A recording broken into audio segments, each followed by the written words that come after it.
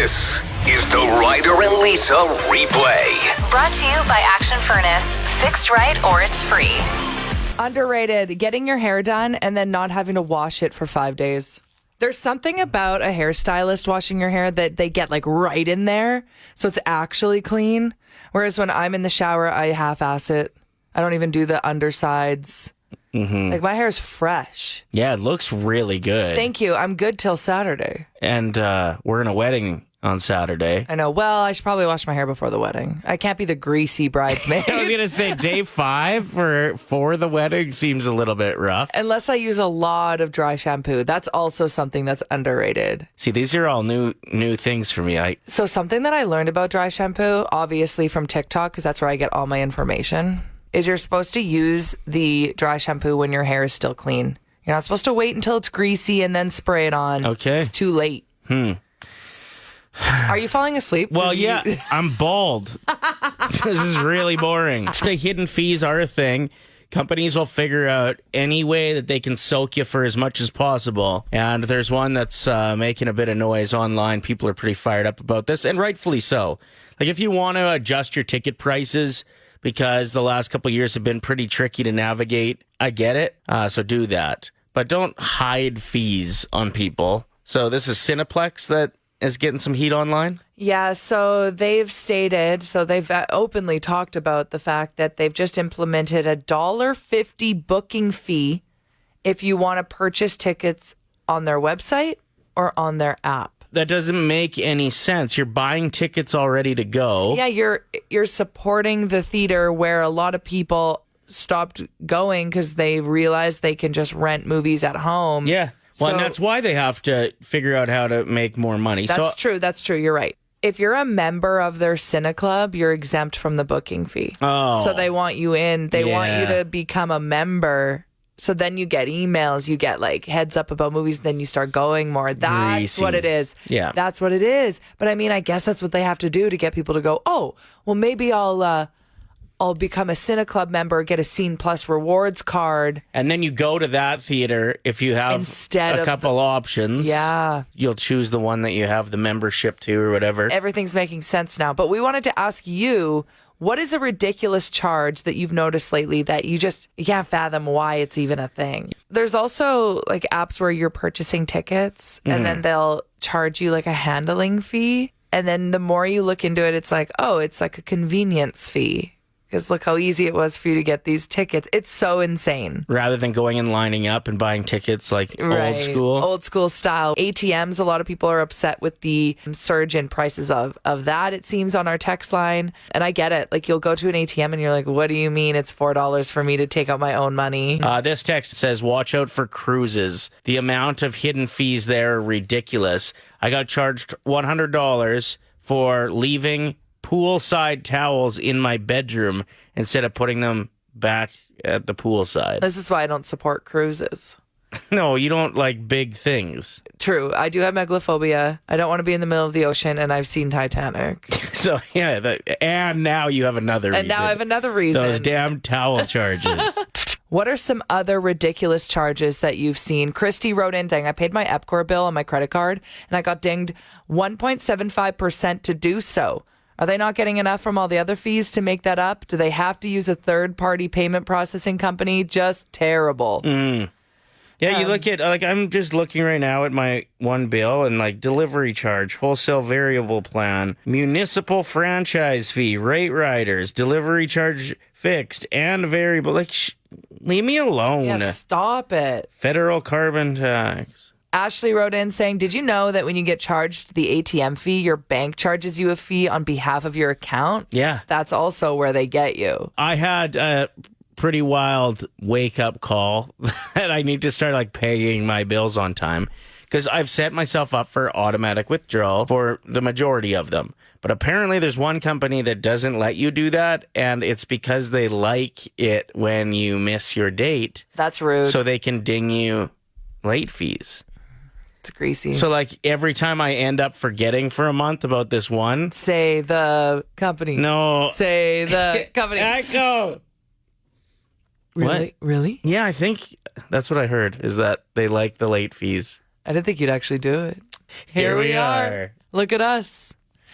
Sean said, good morning, everyone. Here's a dumbass fee. I paid a parking ticket. They charged me $2.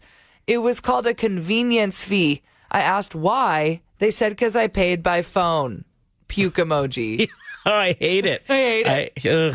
Okay, what's up? I came across a TikTok video yesterday or a couple of days ago where this guy he ran his own business and he was talking about shipping costs. And he said that to ship a package within the province down to Airdrie cost $14. To ship across the country out east was $18. And to ship to Germany was $10. And he was just shipping a hat. Yeah, that is puzzling. Yeah. I mean, I guess if you are sending someone a gift, you got to say, listen, you better be in Germany because that's where I'm sending it. Yeah, you can find your hat at this location in Hamburg, Germany. This is causing quite a stir. Apparently, there was a group on Facebook where Edmonton landlords could post who not to rent units to, just terrible renters in this private group. Yeah, those private Facebook groups. We weren't all supposed to find out about it, No. but now there's like an Edmonton Journal article about it. We shared it on our Facebook page, and the comment section is going off. I totally get both sides of this me situation. Too. Yeah. If it was handled properly and you could trust that these landlords were just stating facts of things that, they dealt with this renter, then I'm kind of here for it, right? I'm sure a lot of the people that are contributing, the landlords that are contributing, do just want it to be there for, protecting their properties. Steve wrote in saying, I wish a group like this was around years ago. It could have saved us over $10,000 in repairs from loser tenants. Yeah, my ex-wife had a property in Lloyd that we were renting out, and she didn't get paid for like a month and a half and was like, what's going on? So she drove to Lloyd to see what was going on with this property. And the door was ripped off. No. There was like awful words carved in the granite. Oh, that's so bad. Holes in the walls. The basement had flooded and they didn't do anything about it. Or notify anybody. So there was just like 6 feet of water and mold everywhere. It was like a $20,000 fix. And we were able, I think, to get like maybe the damage deposit plus a couple $1,000 out of this renter once we finally got a hold of them. But like, if we would have known going into that situation that this person has a past of leaving properties like this, there's no way we would have rented to them. Okay, so Spencer just texted in. I absolutely agree with the list.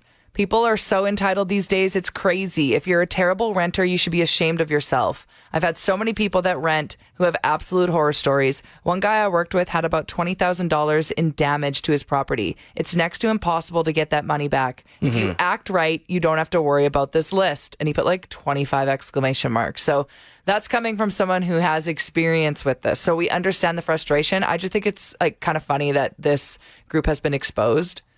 I just want to know if I'm on it.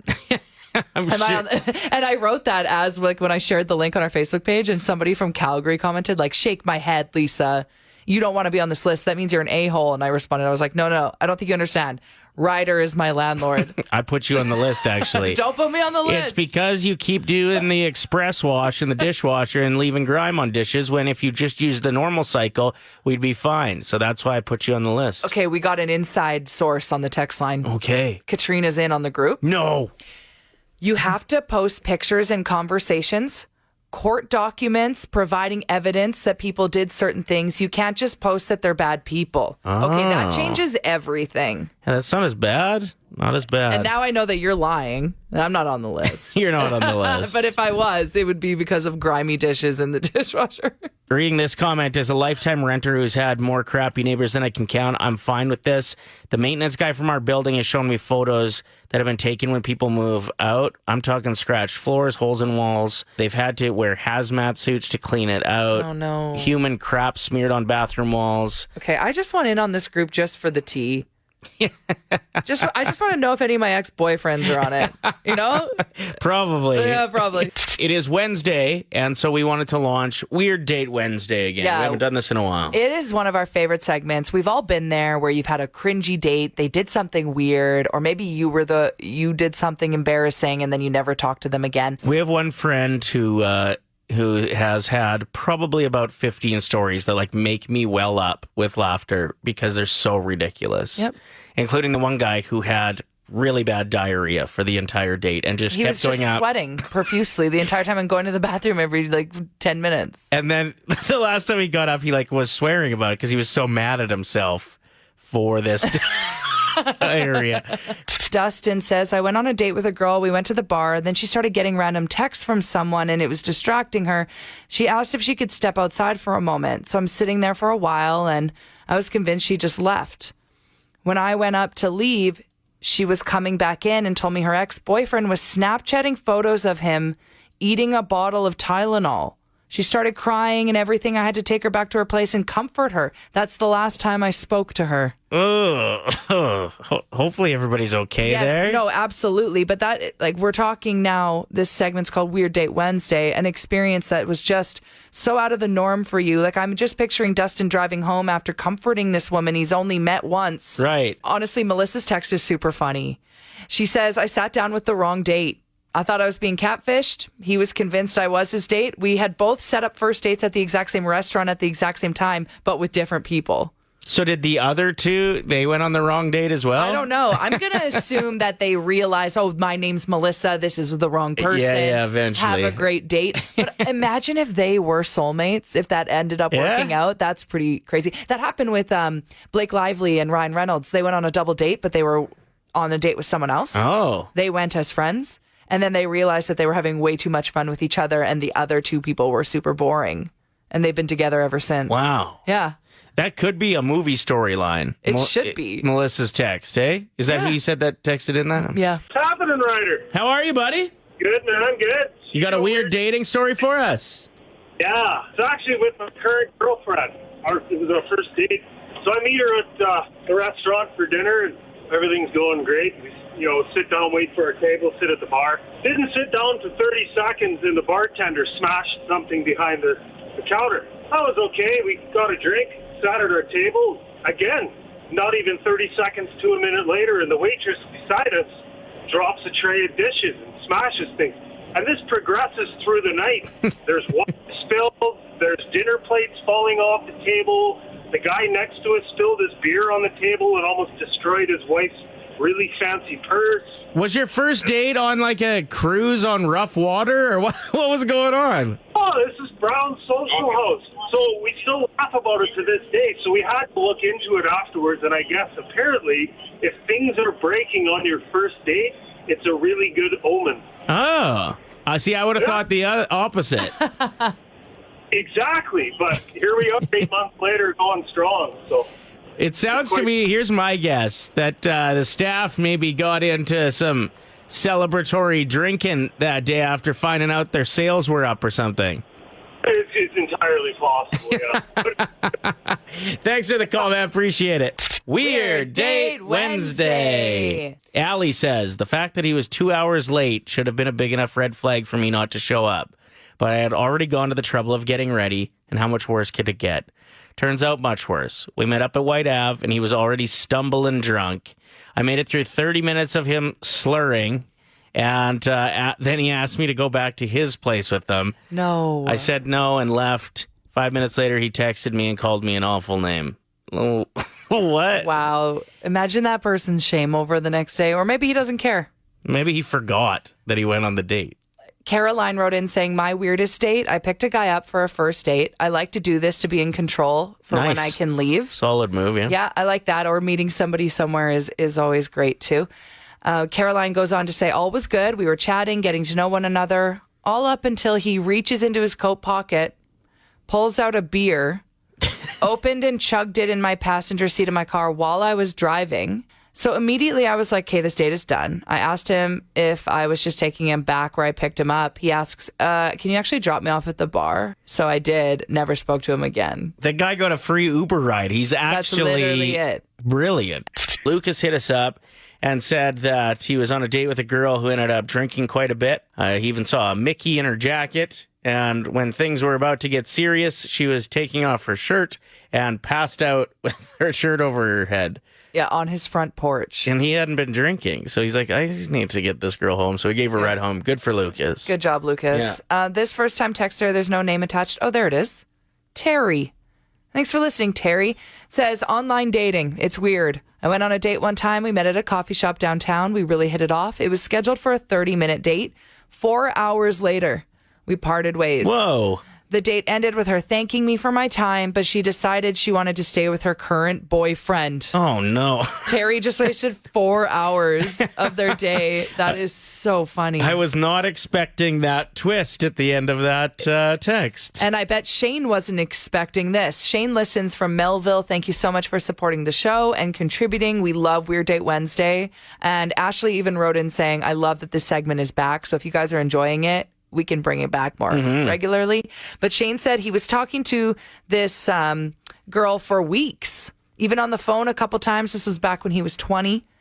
And they covered all their interests and their hobbies. And Shane thought he was aware of the major bullet points. When they finally met at a coffee shop, she had a baby with her. She had a stroller and everything.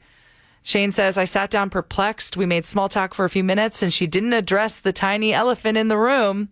So I was like, how often do you babysit? Is this your nephew? She's like, no, this is my son. She introduces him like it's not a big deal. And then she goes, he does the cutest thing. Who's this? And starts pointing at me, and the little kid, who must have been 3 years old, replies, Daddy. Oh, God. Didn't work out. No, Didn't work out. not. Thought we were going to wrap it up, but the calls and texts keep coming. Plus, one of these calls here is going to leave us on a very happy note. We've heard a lot of very awkward stories that didn't have happy endings, so just wait for that in a second here. Kyle texted in saying, I got a text from a girl that I recently met for a date. I thought it was awesome being asked out instead of me having to do it, so I go. We have a great time rollerblading, etc. Then I get home and text her to ask if I can see her again. She responds saying, I'm really sorry, but I actually meant to text a different Kyle. Oh, but then it says it actually worked out. We ended up dating for a couple of years. Okay. See? Wild That's why twist. you gotta give people a chance. Veronica was on a really weird date where they were out driving around, and then he said, let's go do some off-roading. Ended up getting the vehicle stuck on an old abandoned golf course, and they had to walk through crappy, rainy conditions. And Veronica said she was wearing heels, too. She's like, don't wear heels on a first date. You never know if you're going to end up in mud. Yeah, she said it was awful, and then they got picked up by one of his buddies who had hundreds of little teddy bears in his vehicle. This is the weirdest date I've ever heard, but that's what we're asking for. But we do want a happy ending for it, so let's get to that. I was flying from here to St. John, New Brunswick, which is where I'm from, and we're in the Toronto airport, and the only good thing Air Canada ever did for us was cause an overnight delay. She was sitting with a guy. She had a ring on her finger, and we were chatting for about 15 minutes, and then I said, hey, can you guys watch my kid, who was just on an iPad, like just keep an eye on her while I walk 20 feet away to grab a Red Bull. Yeah. And I come back, and the buddy's gone. I was like, oh, where'd your husband go? She goes, that guy's been hitting on me for an hour and driving me nuts. That's not my husband. Meanwhile, she's got a cast on her foot. They wouldn't give her a wheelchair, so I had to steal a wheelchair from Toronto Airport. By the end of it, we get delayed overnight. They won't give anyone hotel rooms, but she convinces them to give her one and takes us with her just because we've been so nice helping her with the wheelchair and whatever. Then my daughter pees her pants. So Jackie gives her a pair of like 3/4 length sweatpants to get her home. We get home to St. John, and the only reason I ever saw this girl again was because I had to wash her sweatpants and bring them back, and shot my shot and said, hey, do you want to go out on a date? And funny enough, I took her to a Sea Dogs game, who's playing the Oil Kings tonight. Yeah. Her first ever hockey game, because she's from Europe. Guess what happens? Kiss cam. Kiss cam. Okay, wild. About a few years later, this past December, we got engaged. Nice. And so was that your first kiss was on Kiss Cam? Yes, sir. Oh, that's such a great story. And this is the condensed version. There's so much more to this story. It could be a movie. Yeah, no kidding, man. I've actually got goosebumps. Thank you for sharing. Yeah, you got it. The Ryder and Lisa replay. Brought to you by Action Furnace. Fixed right or it's free. Play 107.